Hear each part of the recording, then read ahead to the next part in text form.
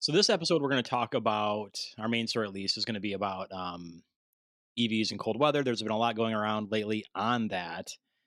But before we do that, Bryant, you're not anywhere near cold weather. You're in sunny Arizona. What are you doing? I'm out here for the auctions, the Barrett Jackson, the Bonhams, the Gooding auctions. So it's actually not sunny right now. It's like 58 and cloudy. So I Oh, think it poor just you. follows me wherever I go. But by the end of the week, it's supposed to be 70 and sunny. So I'll tough through the 58 and cloudy for a couple days. Yeah, So, so let's talk about cold weather charging with someone who's in warm weather. That sounds perfect. well, this was my idea for this podcast because I got in 5 or 6 arguments last week with people about this topic, including my mom. Welcome to Plug In for More, brought to you by EVUniverse.com. EV Universe is your one-stop shop for all things related to the electric vehicle. Here on this podcast, our goal is to educate, inspire, and hopefully make your transition into the electric vehicle marketplace a lot less intimidating. And now, here are your hosts, Mike, Tom, and Bryant.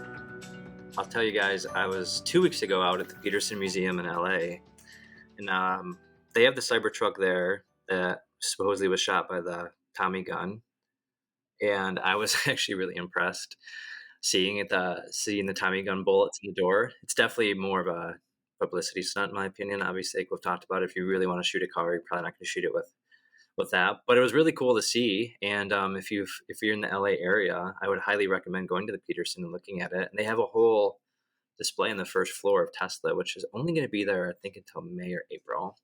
But it dives into there's a Tesla Roadster there. It talks about Elon Musk shooting the Roadster into space. Then it dives through the 10 years of Tesla's evolution, or 12 years or whatever it is of Tesla's evolution, as a Tesla that's been sliced in a million different pieces, where it shows the construction of the battery. And then they have the Tesla semi truck that we talked about in the last episode out in the parking garage. So a lot of Tesla happening at the Peterson Museum, which is really cool because the Peterson Museum, in my opinion, is one of the top 4, maybe top 2 classic automotive museums in the world, and for them to have Teslas, anyway, pretty cool. So there's a plug for the Peterson out. It'd be highly worth going to check out the Tesla exhibit there before it leaves. So I have scheduled a test drive for a Kia EV9. We've got one in Traverse City here that I'm going to go take a peek at. The one that I'm going to try to drive is a GT line, and just kind of feeling it out because for about a year of ownership in the Mach-E, it's a little small for the family of 5 to all of us get around to go do stuff together. So having that little bit extra space, I think would be nice. But I'm kind of at a sticking point with prices on things. So the sticker on this GT line I'm going to drive is 79,000 roughly, Ooh.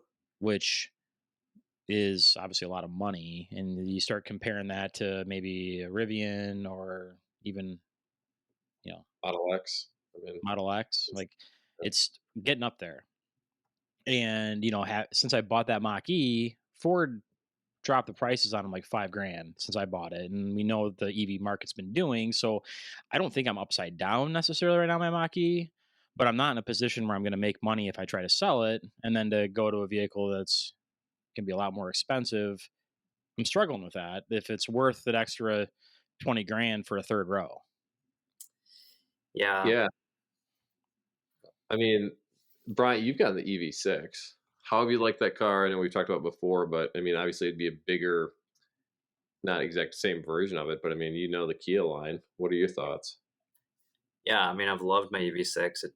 It just turned 30,000 miles.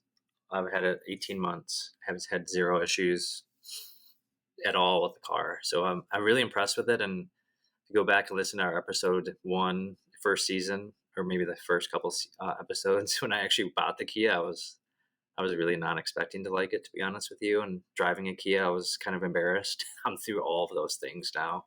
I don't try to say EV6. I say Kia EV6. So I think you can't go wrong. I do think, to your point, you maybe don't need the GT line, which is the high performance version. The normal all wheel drive one I'm looking at right now.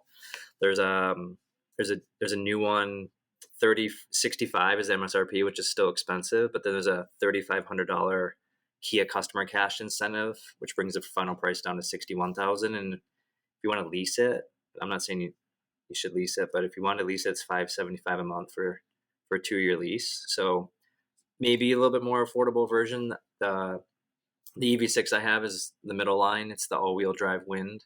There's a couple basic versions below it, and then the GT line above it. So you're going to get into the GT line. I'm curious to see, how you like it, but that's like the performance version of it. So that's probably why it's a little bit more expensive. Well, and of course, and I know that. And personally, if I had a choice and money wasn't an option, I wouldn't. I would go for the GT line because I want that extra speed, and I would turn off old man mode and all that good stuff. But I it's a lot, And frankly, like I would rather find myself an R1S for that price point, and I think you're gonna get a lot more from that, perhaps. Yeah, I mean, to get I think you'd have the dual motor with the Rivian to get into that price point. Yeah. I mean, so it's definitely something that's closer, but I mean, you're still talking. Here, let me pull them up right now because I mean, obviously, with my my Rivian, my R1T, when I got it, it was before the price change, and so I essentially got a heavily discounted truck, and so that was normally would have been 96,000 would have been the MSRP on that truck. I got it for 73 versus 96. It's a huge difference there. But like for example, right now, let's see that R1S. I mean, you're really looking at in the mid 90s to 100K for most of the available ones right now. Those are all quad motors. Now you could get, if you're talking dual motor, it's going to bring it down some as well, but you're still going to be talking, a little bit higher than that GT line. So, it's going to be expensive. Now, like the Tesla Model X, I mean, that's start out with their long range for 79.9, and that'll give you 335 miles of range. Again, it's Tesla, so is that really going to be real world? Probably not. And I think that Kia EV9 is probably going to charge a little bit faster as well. But the new Model X's, that's a premium vehicle. I mean, that's a really nice car. And there's a lot of different good options out there. I was hoping that the EV9 would be a little bit less expensive, though. So I think it's interesting, Tom, that I'm just looking at the ranges. The EV9 that you're testing out obviously has a smaller range, 270 miles, which still isn't bad. And just like the EV6 lineup, their entry-level EV9 comes with a rear-wheel drive version, smaller range, 230 miles. The equivalent to mine, if you want to call it that, the long range. All-wheel drive version has the bigger battery, and it's 340 miles, which is or 304, miles, which is very, very much in line with the EV6 is supposed to get. Yeah. And then the one you're driving, 270 miles, so still good. I just think it's interesting to see the different ranges based on the different types of trim levels as well. So yeah, and like the Mach-E, the one I have is 225. That's what the estimate is, so it's not great. And then the charging speed is another thing to consider too, because the Kia is going to get you up around that 300 kilowatts per hour charging speed, where the Mach-E, the best I've seen is 120, and like I think 150 is what it's capable of, but like I'm not seeing that. Yeah, I've never got above, the best I've ever gotten on mine is a 273 kilowatt hours, which is fast. Don't get me wrong, but I've never got the 350 that EV or Electrify America says that the chargers are capable of. Never been able to do that, but I'll take 270. That's not bad. You're listening to the Plug In for More podcast. If you're looking for information on electric vehicles components, or information on how to reduce your carbon footprint, look no further than evuniverse.com. evuniverse.com is your one-stop shop for all things related to electric vehicle. So I took multiple phone calls, debate probably 40 minutes or so with my mom about EVs and cold weather. I purposely actually last week left my EV at the airport for 7 days prove that you can do that because people think you can't. Like my mom called me and was like, "Hope you didn't leave the EV at the airport because it's gonna be there for 7 days and it's really cold and your battery will be completely dead when you land." And I was like, "No, I actually started up the car from Chicago before I left, and by the time I landed, the car was heated up and I didn't have to scrape anything off of it. It was amazing. And the battery when I left it was 71%. When I came back, it was 70%. So that just goes to show you, like, not bad leaving it for 7 days in sub-zero. But the article going around the internet was all these Tesla drivers supposedly that couldn't charge and were stranded in Chicago. Did you guys see this? Because I saw like every syndication pick up the same article. It was like everywhere I looked. Yeah, I saw it, and there's a couple things that stood out to me. Number one was that some of these drivers did not know about preconditioning. Number one, like they didn't understand what you just discussed. So letting your car warm up, putting it on a charger before you have to go anywhere. Two, a lot of those folks were apartment dwellers, and so they had to use a supercharger. And so a lot of those folks, they were like, "Oh, I got 30 miles of range left," and then they would go to a supercharger. They'd sit in their car. It was 0 degrees out. By the time they got, they're waiting in line to use this charger, it didn't work, or it took forever because they couldn't precondition their battery to get to the optimal temperature to take the charge at the temperature it could. So it took way longer. So there's just a multiple different things. I think from an education standpoint and in infrastructure standpoint, if they were fixed or people were more well aware of them to begin with, it wouldn't have been a problem. But it kind of all came down at once. And I think they did have one or two chargers that went out as well, and that just compounded the issue because people were so low on range. But um, they really made a big deal out of it. But if you look at Norway, and I think we were planning to bring that up. I mean, it's 25% of their new vehicles, or 25% of their vehicles in general are EVs, and I think it's 82% of all new vehicles are electric, and they obviously do it, and they've been doing it for years. So um, it's kind of whose fault is it? Is it the operator or is it the device? I think it's the operator in this case. And I think on the whole, that's pretty fair. And lots of people run out of gasoline in their gas cars. I'll admit that I have done that. And it's just a matter of paying attention to what works for you and your setup. Now, gas stations are plentiful. They're almost on every corner. So if you get low on gas and your light comes on, like, oh man, I should stop and get gas. It's easy to do. And you look at efficiency of a gas vehicle versus an electric vehicle, and we can call it fuel efficiency or we can call it range expectations, whatever you want to call it. It's all synonymous. But your gas powered vehicle is also going to have a degradation of range or fuel efficiency in the cold weather, very similar to an electric car, maybe not quite as severe. um, I've been in my Mach-E now for a year, and I can tell you that in weather like what we're having right now in January, that's hovering into that 15 to 20 degrees temperature range, I'm losing about 30% of the electricity that I'm using is going to heating my battery. It's going to heating my cabin. And that's even with preconditioning. Maybe a gas car, you're looking at like 15%. Yeah. I mean, it happens, and I think some of the questions too are with some owners that are, they're not preconditioning their car ahead of time, or like you, Bryant, they left their car at like an airport and it drained the battery. Well, it's making sure you know the car and what it's capable of, but also what your settings are. Now, in a lot of Teslas, like some of the articles point out, these people let their car sit outside and it drained the battery really quickly. Well, a couple things probably were going on. One is they had Sentry mode, which is the surround cameras. The alarm system was activated. That does eat about 1% of battery. I think it's per hour. It does quite. At least that's what it used to be. I had to double check and see what it is now, but it's quite a bit. So you have that going. Every time you open up the app, you're looking at the car. It does wake it up, so that does get things moving, and again, does use some more electricity that way.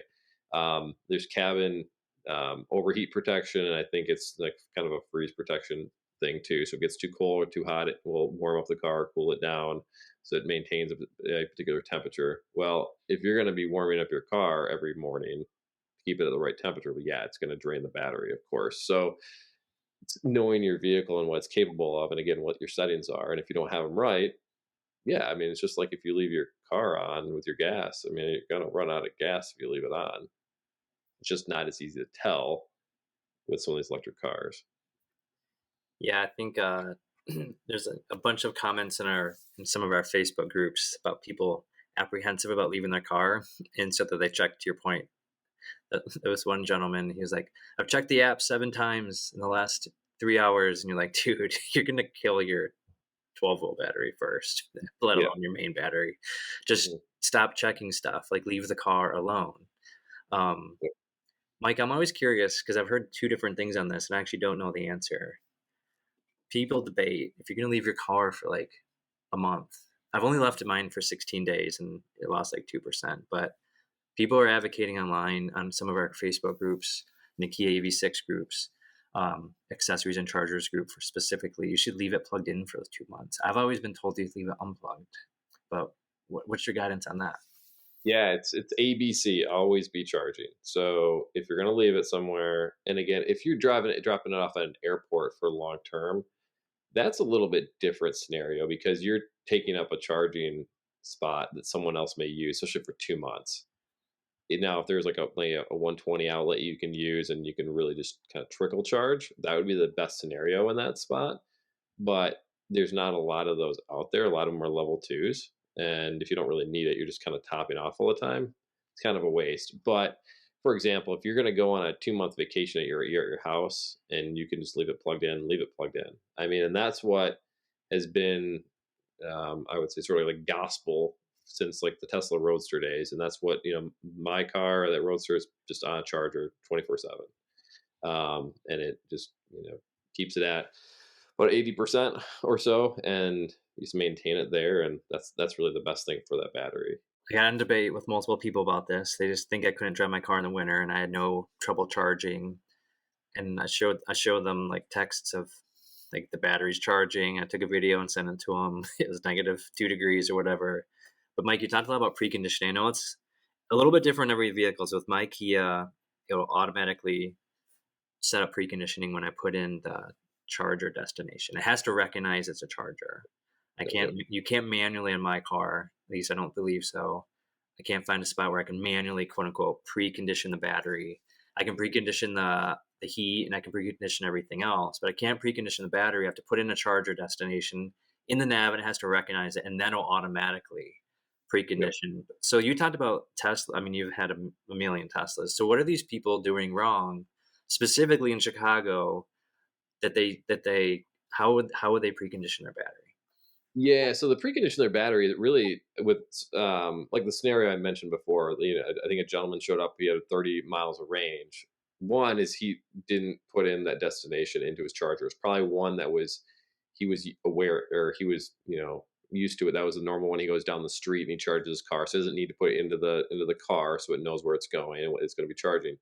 Two is you do need enough battery to precondition your car as well. So if you don't have enough battery, you're just hanging on the last little bit. It's not going to precondition because it doesn't have the power to do so. It doesn't want to run out early. So it's kind of that in between spot where you have to charge, but you had enough charge to, you know, get the battery to the correct temperature. So those couple things are kind of what happened. The same deal with Teslas is there really is no, at least I don't know about the newer cars because it's been a little bit since I've had one. There may have been a software update, but previously it was the same scenarios you're talking about where you have to set the destination. It has to recognize it's a supercharger, which, and then the car just handles it by itself. But again, if you don't have enough charge, it will actually tell you can't precondition, not enough state of charge. And then Tom, you're obviously on the Ford platform. How does preconditioning work for Ford?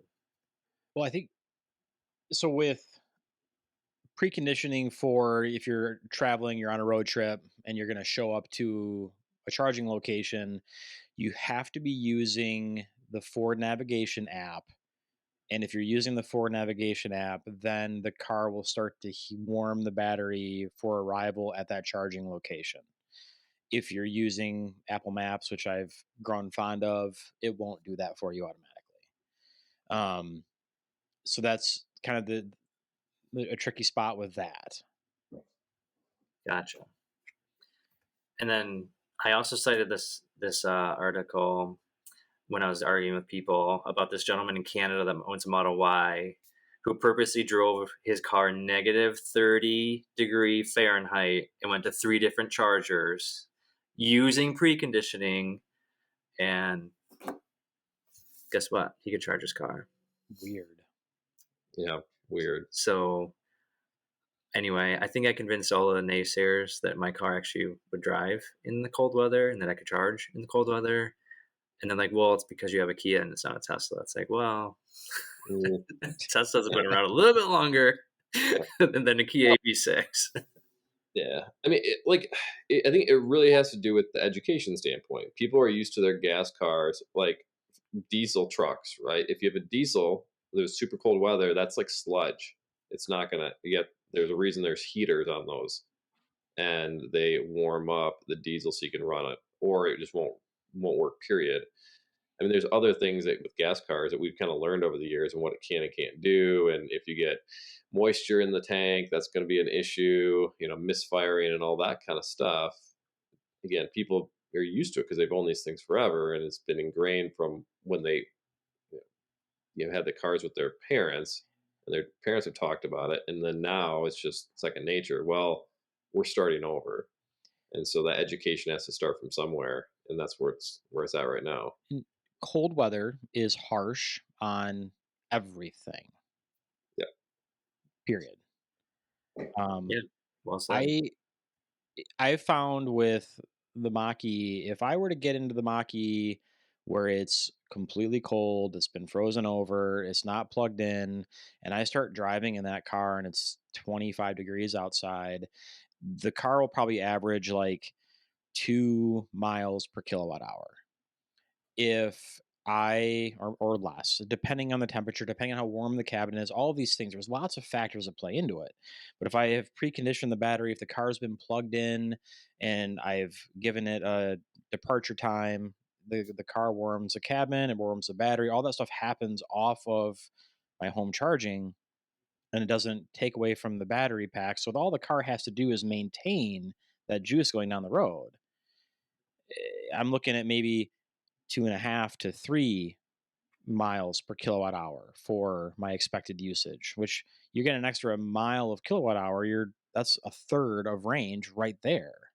And it's all varies. It depends on how far you're driving, how cold it is, how warm your cabin's going to be. All of these things play into it. Yeah, I'd say it's pretty accurate. Same. I'd say in the Kia, it's same.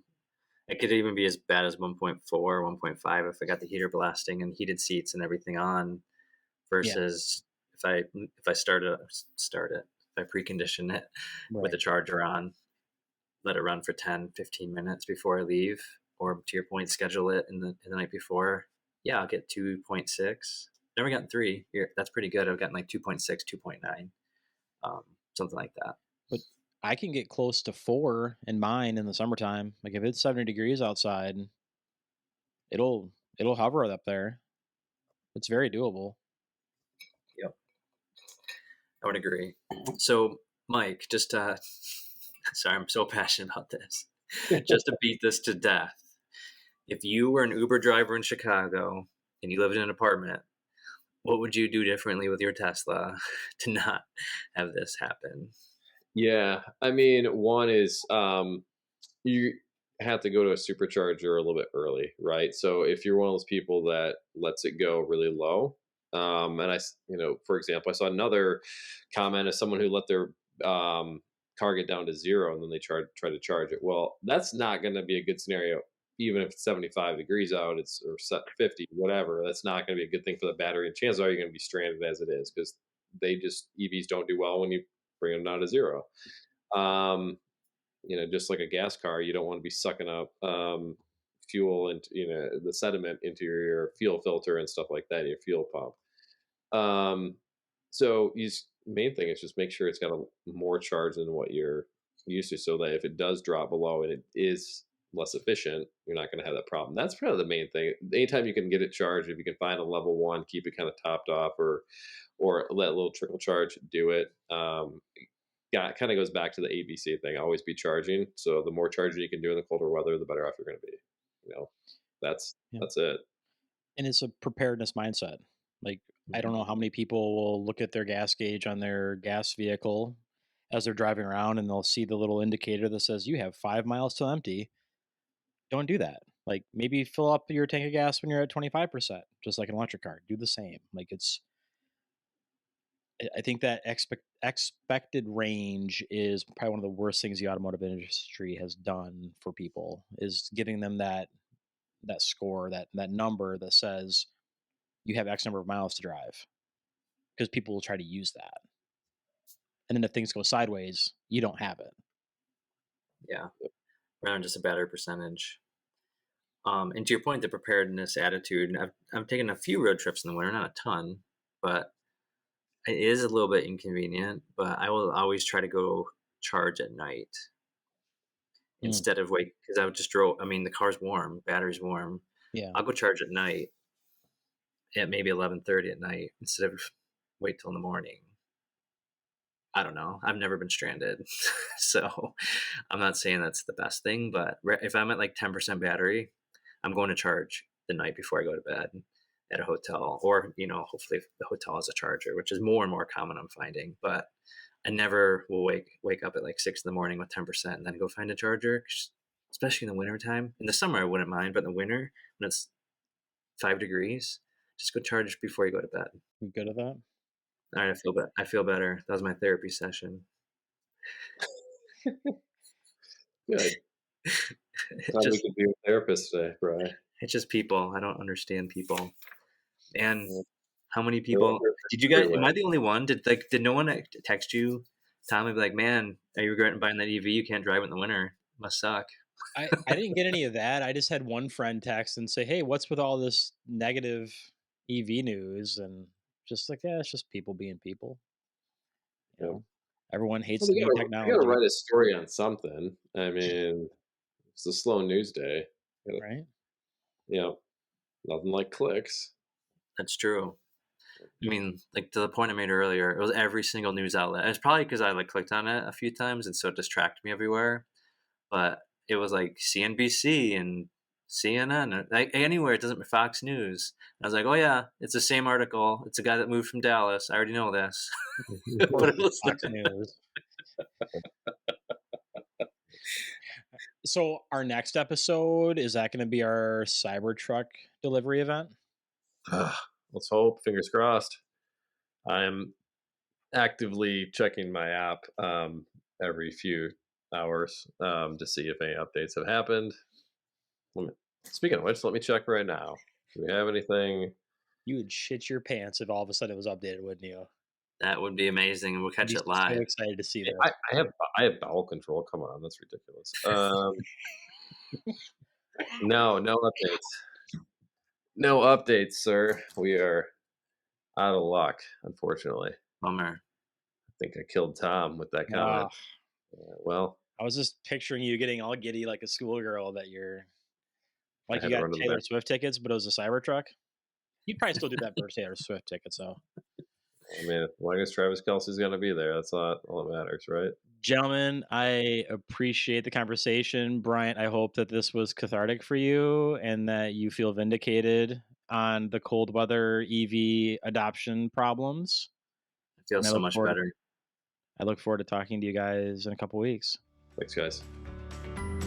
Thank you for listening to Plug In for More. Make sure you subscribe so you don't miss any future episodes. In the meantime, check out the one-stop EV marketplace, evuniverse.com. Until next time.